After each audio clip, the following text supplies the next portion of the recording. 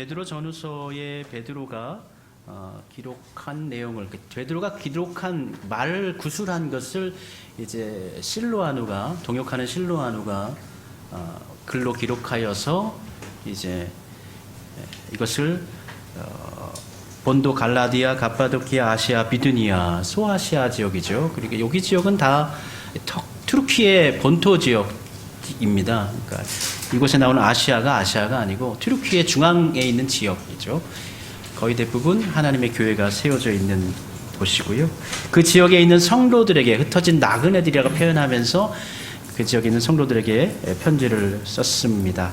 끄트머리 5장에 보면 베드로가 바벨론에 있는 교회가 너희에게 문안하느니라 이렇게 되어져 있는 것으로 봐서는 베드로가 바벨론이라는 곳에 있다고 봐야 되는데, 여기서 이 지명 바벨론은 이 메소포타미아 지역인데 거기를 의미하는 것이 아니라 당시 초대교회에서 바벨론이라고 하면은 로마를 상징하고 있다고 봐야 됩니다. 그래서 계시록에도 이제 읽게 되시겠지만 계시록에 바벨론이 등장하지 않습니까? 그 계시록은 계시록에 등장하는 바벨론은 로마라는 것을 비유하고 있다라고 생각하면서 읽으시면 좋겠습니다. 그러니까 베드로가 이 베드로 전후서를 기록할 때 로마에 있었고요. 로마에서 튀르키예 지역에 있는 5지역에 있는 교회들에게 서신을 보냈습니다. 아마도 이 기록 시기는 네로의 본격적인 박해, 그러니까 주후 64년에 어떤 사건이 있었냐면은 로마 대하제가 있었습니다. 역사적으로 기록이 되어져 있는 시간이니까요. 64년을 기점으로 해서 네로의 박해가 엄청나게 심화되어졌죠. 이제 공공의 적으로 그리스도인을 지목하고 공격을 했습니다. 그런데 오늘 우리가 읽은 이 본문도 그렇고 베드로 전서 후서의 내용에 보면은 이제 당시에 이제 나라를 다스리고 있는 로마라고 직접 언급하고 있지 않지만 권위자들, 나라의 권력자들에 대해서 순종하고 순복하라라는 말이 본문 말씀 가운데 나옵니다. 그걸 봐서는 아마도 이 로마의 박해가 64년 이후에 본격적으로 시작되기 전에 기록된 아마 서신일 것이다 라고, 한 2년 정도의 베드로가 로마에 머물 때 기록한 서신으로 그렇게 파악해 볼 수가 있습니다. 아마도 이 서신을 받아서 읽는 사람들 거의 대부분은 원래 유대인들이 아니고, 원래 하나님을 알던 사람들이, 원래 하나님을 믿던 사람들이 아니고 튀르키예 지역에 살던 사람들인데, 이방인들이었는데 그들이 복음을 받고 영접하고 하나님을 주와 구주로 영접한 사람들, 새로운 믿음을 가지게 된 사람들인 거죠. 그래서 베드로전서 1장 14절에 보면 그분들에 대해서 이렇게 표현하고 있어요. 전에 알지 못할 때에 따르던 너희 사역을 본받지 말고, 그러니까 전에 하나님을 알지 못하던 사람들이었다라는 걸 전제하고 있는 것이죠. 베드로전서 1장 18절에는 또 이렇게 기록합니다. 너희가 알거니와 너희 조상이 물려준 헛된 행실에서 대속함을 받은 것. 그래서 이전에 조상들이 믿던 신과 그들의 행실은 지금 우리들이 믿고 있는 것과 지금 그들이 믿고 있는 것과 다른 것이다 라는 것을 알려주고 있고요. 오늘 본문에 있던 2장 10절의 말씀, 너희가 전에는 백성이 아니더니 이제는 하나님의 백성이요. 그래서 이 사람들이 원래 유대인들이 아니고 튀르키예 지역에 살고 있던 이방인들인데, 이들이 우리 예수님을 영접하고 하나님을 믿는 하나님의 백성들로 거듭나서 이제 살아가고 있는 새 믿음을 갖게 된 성도들이라는 것을 전제하고 있는 것이죠. 그들은 이전에 우상을 숭배했어요. 그들의 전통에 따라서, 그들의 신앙에 따라서 우상을 숭배했어요. 또 로마의 법전에 순종했고, 또 로마의 법에서 따르는 어떤 그들만의 또 어떤 로마의 제의식이 있거든요. 그것에 참여를 했습니다. 그리고 사회적으로, 윤리적으로 그 사회가 타락한 것에 맞추어서 똑같이 타락한 삶을 살았던 그들이었습니다. 근데 그러한 자들이 새로워졌죠. 예수님 믿음을 통해서 새로워졌고, 새로운 믿음을 갖고 이제 변화되어져서 살아가게 됩니다. 그러니까 이전의 삶하고 지금의 삶은 그들의 모습이 달라질 수밖에 없어요. 적어도 종교적으로 보면 그들이 지내던, 연례적으로 행사에 참여하던 종교 행사에 그들은 참여하지 않았고요. 그거 하나만으로도 당시에 같은 지역에 살고 있는 사람들에게는 굉장히 놀라운 일이고, 그리고 이상스럽게 여겨질 수밖에 없는 상황이었던 거예요.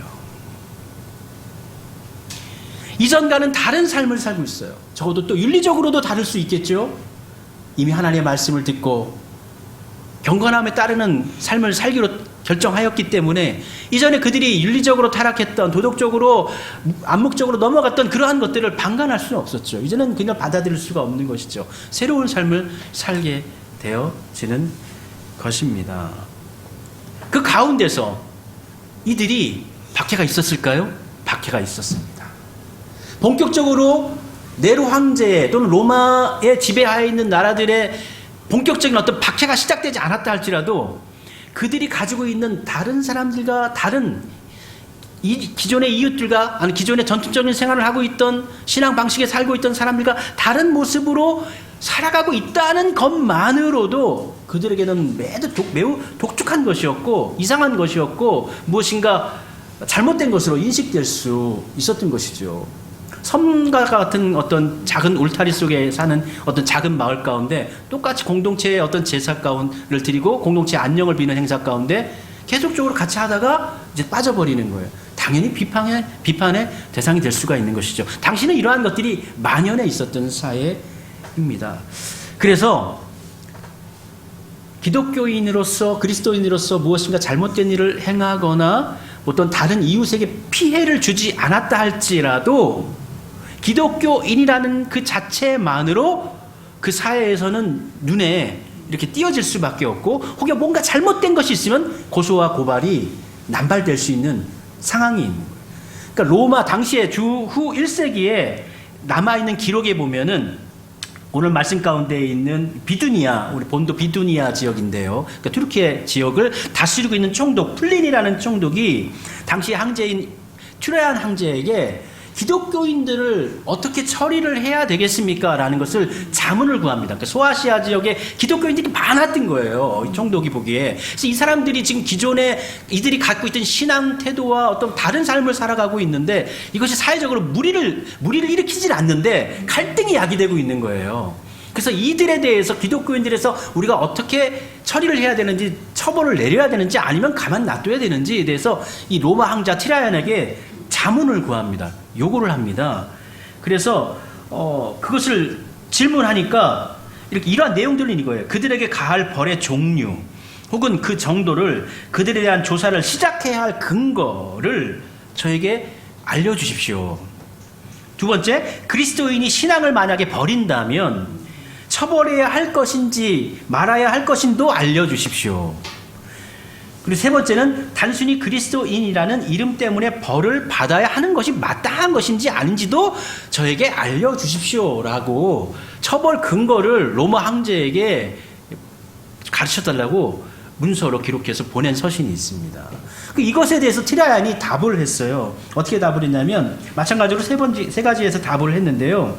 황제의 대답은 이랬습니다. 그리스도인들을 필요 이상으로 추적해가지고 잡아낼 필요는 없다. 굳이 사회 내에 있는 것들을 막 힘들게 찾아내가지고 그렇게 많이 문제시돼야 되는 것도 아니고 그리스도인들이 막 어떤 나쁜 짓을 하는 것도 아닌데 애써가지고 찾아가지고 발각해가지고 그들을 벌할 필요는 없으나 고소가 있으면, 고발이 있으면 그 죄를 입증하여서 벌을 내려라. 굉장히 이게 무서운 거예요. 일부러 찾아다니면서 너 그리스도인이야 나쁜 놈 잡아다니고 막 일부 경찰들이 가가호 찾아다니면서 발각은 하지 않지만 누군가 고발을 하면 저 사람 그리스도인이에요. 고발을 하면 그 사람을 잡아가지고 처벌을 하라는 거예요. 그리고 두 번째 조항입니다. 그러나 자신이 그리스도인임을 부인하는 경우에는 로마의 신들에게 기도를 드리게 하고 그것을 행할 경우에 과거의 행위가 의심스러워도 용서해 주어라. 그리고 마지막에 첨부사항이 이겁니다. 다만 무명으로 유포되는 문건들, 그러니까 무명으로 저 사람을 고발을 한 것에 대해서는 인정하지 말고 고소에 있어서도 정확한 사람이 정확할 때는, 고소인이 정확할 때에는 그래야만 그를 체포하라는 거예요.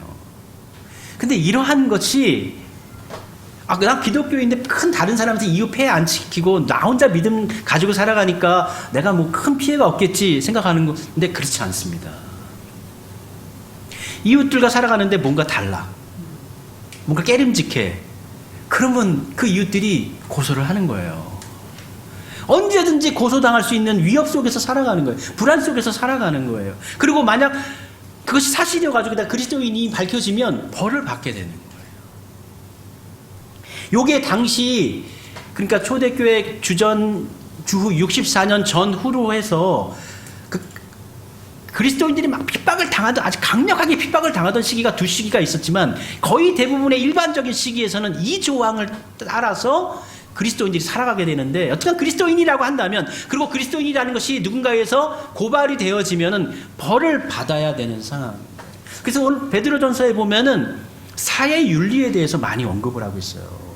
그러니까 살아가는 가정 가운데서 지켜야 할 윤리적 덕목들에 대해서 많이 언급하고 있는 이유가, 아마도 다른 이들에게 사랑을 베풀고 폐를 끼치지 말고, 왜냐하면 잘못 보이면 어떻게 됩니까? 고소될 수 있잖아요.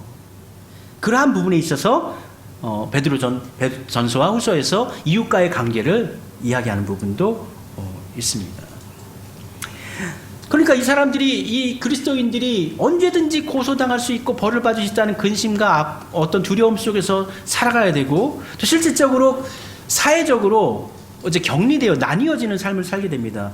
기존 내가 속해 있던 전통적인 사회 속에서 예수님을 믿고 난 다음부터는 그 사회 속에 같이 어울려서 살아가지 못하게 되는 거죠. 일례로 들어간다면 계시록에 나오지만은 시장을 사용할 수 없게 되는 거.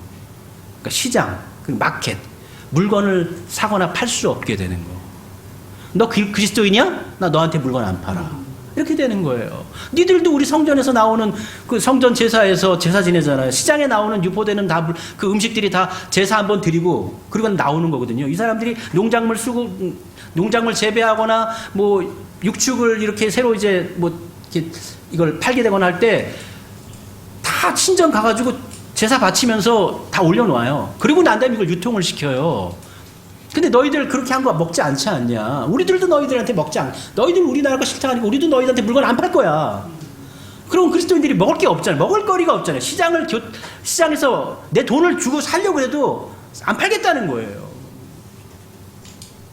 당시에 이러한 어려움과 곤란함, 그러한 것들을 받은 것이죠. 그 말씀 가운데 베드로전서 1장 6절에 보면 당시 소아시아에 있는 그리스도인들이 여러 가지 시험을 당했다. 그래서 큰 근심을 가지고 있다라고 소개해주고 있고, 2장 12절에는 이방인들에 의해 악을 행한다는 비방을 받기도 하고, 악을 행한다는 오해죠. 그 사람들이 오해예요. 악을 행한다고 그 그리스도인들 공동체 초대교회가 악을 행한다고 오해를 받기도 하고요. 3장 16절에 보면 애매하게 욕을 먹기도 하며 부끄러움을 당하기도 했다. 애매하게 고소당하고 애매하게 부끄러움을 당하기도 했다.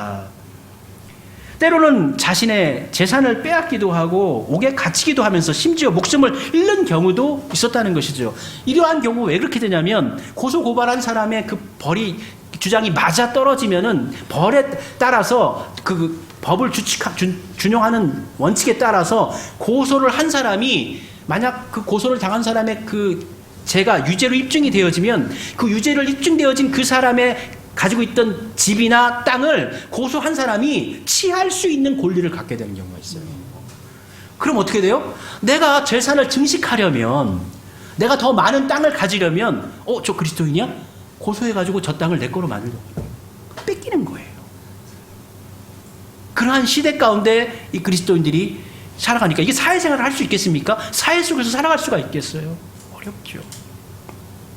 그때 오늘 본문 말씀 가운데서 베드로가 이야기하지 않습니까? 예수님의 예를 듭니다. 예수님의 예를 들면서 2장 4절에 보면 예수님께서 모퉁이의 돌이 되셨다는 것이죠. 모퉁이의 돌이 되셨는데 그 돌이 어떤 돌입니까? 사람들에게 버림받은 돌이라는 거예요. 2장 4절에 보면 사람에게는 버림받았으나, 사람들에게는 버림받았다. 지금 이 편지를 읽고 있는 이 교인들은 사람들에게는 외면을 당하고 있어요. 소외를 당하고 있어요. 버림당하고 있어요. 욕먹고 있어요. 사람들에게는 버림을 당했어요.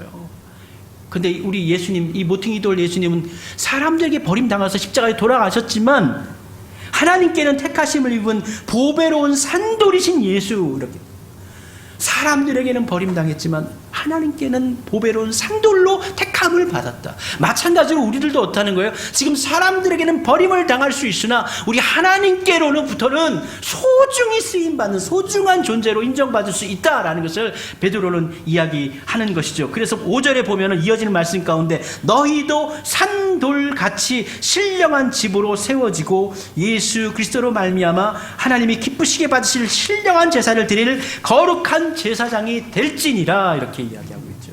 지금 사람들로부터는 외면을 받고 있고 공격을 당하고 있으나 너희가 장차 하나님의 나라에서는 제사장으로서 하나님께 인정받을 수 있는 거룩한 산돌로 세워질 것이니, 그래서 이 베드로 전서 후서에는 나그네라는 말하고 이 땅에서의 삶을 나그네, 언제가 우린 나그네의 그 상징성은 뭡니까? 일시성이잖아는 거예요. 일시적으로 머문다는 거예요. 이례적으로 머문다라는 거거든요.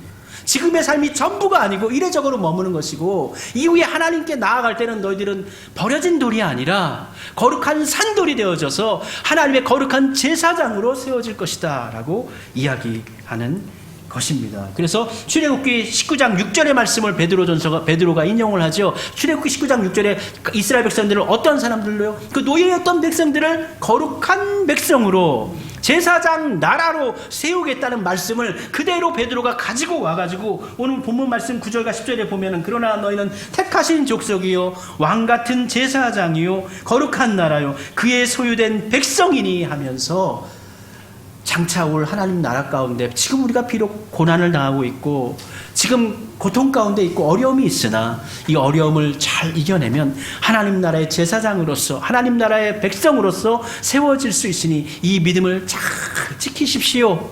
견뎌내십시오. 인내하십시오. 고난을 이겨내십시오 라고 우리 베드로 사도가 그들에게 이야기해 주고 있는 것입니다. 베드로 전서를 보면 나그네라는 말이 눈에 많이 들어옵니다. 나그네라는 말이 많이 들어와요. 1장 1절에 나그네라는 말이 들어오고 1장 17절에도 너희가 나그네로 있을 때를 두려움으로 지내라. 그리고 2장 11절에도 사랑하는 자들아 거류민과 나그네 같은 너희를 권하노니, 그렇게 나그네라고 이야기합니다. 그분들을 가리켜서 나그네라고, 성도라고 얘기하지 않고 나그네라고 이야기합니다. 구약 성경에 보면 나그네라고 이야기하는 본문이 두 본문이 나오는데, 첫 번째는 창세기에서 야곱이 그 애굽의 왕 앞에서, 바로 앞에서 내가 137세를 살았는데 나그네 인생을 살았습니다 라고 이야기하는 것이거든요. 그때 이 나그네 인생을 강조하는 건 뭐예요? 비록 여기 애굽에 살려고 왔지만 이 애굽 땅도 나그네가 머무는 땅이지 내 온전한 거주하는 고향은 아니다라는 거예요. 두 번째로는 아브라함이 자신의 아내 사라를 장례할 때에 그 장례하면서 그 동굴 땅을 구하면서, 무덤을 구하면서 자신을 소개하는데 내가 나그네요 거류하는 자로 당신들과 있습니다. 여기서 나그네라는 의미는 뭡니까? 내 고향은 이 땅이 아니다. 이 장례를 전제하고 가고 있거든요. 내가 머물 곳은 이곳이 아니고 하늘나라다라는 것을 전제하고 있는 거예요. 오늘 본문 말씀 가운데도 나그네라는 것은 우리가 머물 곳이 지금 이 세상에 살고 있으나 이것이 우리의 거처, 완전한 거처, 완전한 머물 것, 완전한 장막은 아니라는 것이, 우리는 이것을 지나가는 것이고 이것을 거쳐서 다른 곳으로 넘어가는 한 장소일 뿐이지 이것이 우리의 목적지가 될 수는 없다라는 거예요. 나그네가 상징하는 것은 일시성과 방문성입니다. 일시적으로 방문한 것이지 거기에서 영원히 사는 것은 아니에요. 지금 이 세상 우리가 열심히 살아야 됩니다. 주어진 환경 가운데 열심히 땀 흘리면서 노력하면서 열심히 공부해야 돼요. 이거 하나님께서 우리에게 그 요구하시는 거예요. 하나님께서 우리 성실함을 우리에게 주셨어요. 열심히 살아야 되는데 그 목적이 무엇입니까? 이 땅에서 잘 먹고 아주 훌륭하고 권세와를 누리고 많은 돈을 벌고 부유해지고 그게 목적이 되어서는 안 되는, 그건 하나의 가정이에요. 노력하면은 부유해질 수 있어요. 이건 하나님께서 창조의 섭리 가운데 그렇게 만들어 놓으셨어요. 성실하면, 물론 이 세상이 지금 악에 물들어 있기 때문에 애쓰고 수고하고 노력하고 정말 성실하고 진실하게 행했음에도 불구하고 그렇지 못한, 좋지 못한 결과를 얻을 수는 있으나 하나님의 만드신 질서는 뭐예요? 울며 씨를 뿌리면 기쁨으로 단을 거두는 것입니다. 노력하면, 성실하면 그거에 대한 결실을 얻어내는 것이 하나님의 방식입니다. 우리는 이 땅을 살아가면서 열심히 살아야 돼요. 열심히 살아야 돼요. 일구어야 됩니다. 열매를 만들어야 돼요. 단순하게 물질적인 것의 열매만을 추구하며 그것을 만드는 삶이 아니에요. 보이지 않는 것에도 열매를 만들어요. 우리의 마음의 성전을 키우는, 영의 성전을 키우는, 하나님과 깊이 있는 교제와 은혜와 즐거움을 나누고 하나님과 함께하는 그 은혜의 삶을 누리다가 그것을 키우다가 하나님께 만나야지. 그냥 뭐 집 크기만 넓게 하는 거, 좋은 차 많이 타는 거, 땅 많이 사는 거로만 넓히려고 해서는 안 돼. 그것들은 우린 뭐예요? 우리는 공수의 공수거잖아요. 우리는 다 내려놓고 가는 거예요. 다 내려놓고 가는 겁니다. 부유한 그 부자에게 예수님께서 뭐라 하십니까? 뭐 창고를 짓고 난 다음에 쌀을 더 쌓고 오늘 밤 내 영혼을 데리고 가면 내가 어떡할 것이냐? 그것이 무슨 유익이 있겠느냐? 아무런 유익이 없잖아요. 창고에 쌀을 만드는 삶뿐만 아니라 하늘나라의 하늘나라 창고에 우리의 삶을 쌓아놔요. 우리의 믿음을 쌓아놔야 되는 것이죠. 그렇기 때문에 이 고난, 나그네라는 걸 얘기하면서 이제 고난이라는 것을 베드로가 이야기하는데, 베드로 전서에 보면은 고난이라는 말을 15번을 사용합니다. 15번. 신약 성경에서 고난이라는 말을 제일 많이 얘기하는 게 이 베드로 전서고요. 구약 성경 예를 들어서 시편 같은 경우에 얼마나 책이 넓습니까? 그럼에도 불구하고 고난이란 말이 15번. 고난이란 말이 가장 많이 쓰인 게 시편인데 15번이에요. 근데 베드로전서 17번, 시편에는 17번, 베드로전서에는 15번이에요. 근데 적은 건 아니죠. 왜냐하면 시편은 150편까지 있고 베드로전서는 5장밖에 없잖아요. 근데 고난이라는 말을 17번이나 썼단 말이에요. 나그네의 삶이라는 거는 고난을 전제로 하는 거예요. 힘겨움을 전제하는 거예요. 불편함을 전제하는 거예요. 지금 예수 그리스도로 인하여서 그들에게는 힘겨움이 있어요. 불편함이 있어요. 어려움이 있어요. 고난이 있어요. 근데 그 고난을 어떻게 해요? 예수님께서 이겨내신 것처럼 버림받아졌던 돌이었지만 모퉁이 돌이 되어져서 하나님께 기이 선택된 돌이 되어져서 하나님께 쓰임받은 것처럼 산돌이 되어진 것처럼 지금 우리가 비록 고난을 당하고 있으나 인내하면 하나님께서 우리를 하나님의 제사장으로, 하나님의 거룩한 백성으로 우리를 맞아주실 것이니까 지금의 시기를 잘 견뎌내십시오 라고 권면해 주고 있습니다. 예수님을 믿는 순간 우리 모두는 사실은 우리의 삶의 목적은, 삶의 가정은 바뀝니다. 그리고 우리는 예수님을 믿는 순간 나그네로 변해요. 나그네로 변화되어집니다. 그런데 예수님을 믿고서도 자기 스스로가 나그네인 줄 모르는 삶을 살아간다면 그것은 어리석은 삶입니다. 이 세상의 것들이 여전히 전부인 것처럼 살아간다면 그건 어리석은 것이죠. 이 세상의 것을 취하고 영원한 것을, 하늘의 것을 놓쳐버리는 삶이 되지 않습니까? 그리스도인들은 세상의 것이 전부인 것처럼 살아가는 사람들이 아닙니다. 성공과 지위, 돈과 명성, 권력과 인기에 집착하지 말아야 합니다. 돈, 세상, 지위, 권세, 인기 이런 것들이 잘못된 것이라고는 제가 말씀드리지 않습니다. 필요한 것들이고 노력하면 얻을 수 있는 것들이에요.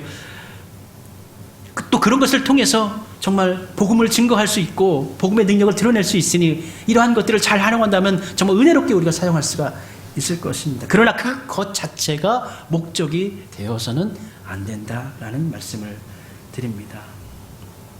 그리스도인들은 이 세상의 끝이 아닌 더 나은 본향을 향해 나아가는 사람이고 그 본향 천국을 향해 나아가는 나그네 인생들입니다. 인생은 나그네 길, 어디서 왔다가 어디로 가는가, 흘러간 옛 노래가 있지 않습니까? 가사에서도 얘기하면 어디서 왔다가, 인생이 나그네라는 건 알겠는데 어디서 왔다가 어디로 가는 건지 모르는 거예요. 그러나 우리는 알고 있습니다. 우리 하나님께로부터 왔어요. 만물이 그로 말미암고 우리 모든 생명이 어디로부터요? 우리 하나님 아버지로부터 온 거예요. 그리고 어떻게 해요? 그에게로 돌아갑니다. 로마서에서 이야기하고 있죠.